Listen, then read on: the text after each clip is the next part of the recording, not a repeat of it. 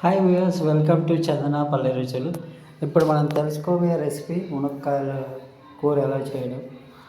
మునక్కాయలు అనేది ముందుగా ఒక ప్యాన్ ముందుగా కట్ చేసి పెట్టుకోవాలి. మునక్కాయలు కొత్తవి పెద్ద పెద్దగా ఆనియన్ చిన్న చిన్నవి చేసుకొని, తర్వాత ముందుగా ఒక ప్యాన్ తీసుకొని ప్యాన్లో ఆయిల్ పోసుకొని సాసవలు వేసుకొని వేయించాలి. ఇవి ఏవైతే మనకు మునక్కాయలు ఉన్నాయో కట్ చేసి పెట్టుకున్నాం బాగా కడుక్కొని తర్వాత ఈ పెనంలోకి యాడ్ చేస్తాము. వన్స్ యాడ్ చేసిన తర్వాత బాగా ఫ్రై అనేది చేయాలి. ఈ విధంగా ప్యాన్లో అంటే ఫ్రై చేయడం వల్ల ఏమంటే మనకు ఆ పచ్చివాసన అనేది వెళ్తుంది. పచ్చివాసన పోతే మనకు టేస్ట్ అనేది బాగుంటుంది. వన్స్ మనకు కూర అనేది మునక్కాయలు ఫ్రై కర్రీ అనేది చాలా చాలా బాగుంటుంది.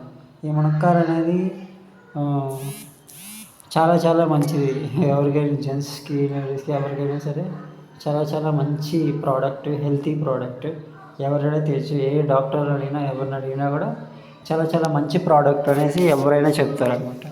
కానీ ఇక్కడ మెయిన్ ఉద్దేశం ఏమంటే ఈ విధంగా ఫ్రై చేసుకున్న తర్వాత ఇందులోకి మన సాల్ట్, ఏదైతే మిక్సీకి పట్టుకున్నామో శనగ్గింజలు పల్లీలు వేసుకొని మిక్సీకి పట్టుకున్నాం, మిరపకాయలు వేసుకొని ఆ మిక్సీకి పట్టుకున్న దాన్ని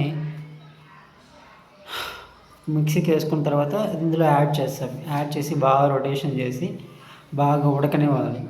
బాగా ఉడికితే మనకు టేస్ట్ అనేది బాగుంటుంది. టేస్ట్ అనేది బాగా వస్తుంది. ప్లస్ దీంట్లో కావాల్సిన సాల్ట్, కారం అనేది మనకు తగినంత చెక్ చేసుకొని మనకు తగినంత వేసుకోవాలి. వేసుకుంటే బాగా ఉడికినాయంటే మనకు టేస్ట్ అనేది బాగుంటుంది. ఇదైతే మనకు శనగ్గింజలతో చేయడం అనేది చాలా బాగుంది. నేను ఆల్రెడీ ముందుగానే టేస్ట్ చేశాను. చాలా చాలా చాలా బాగుంది. ఇంకా ఎవరైనా కొత్తగా మా ఛానల్ని చూస్తుంటే ప్లీజ్ లైక్ అండ్ సబ్స్క్రైబ్ చేసుకుంటే మీకు మరిన్ని వీడియోస్ మా ఛానల్ ద్వారా మీకు అందించబడతాయి. ఈ విధంగా మునక్కాయ ఫ్రై అనేది ఎలా తయారు చేసుకోవాలో మీరే చూడండి, నేర్చుకోండి. అంటే చాలా చాలా బాగుంటుంది పల్లీల ద్వారా చేసినది. పల్లీల ద్వారా అంటే పల్లెటూళ్ళలో, టౌన్లలో ఎక్కడైనా చేసుకుంటారు. కానీ ఇది ఒక వెరైటీగా ఉంటుంది.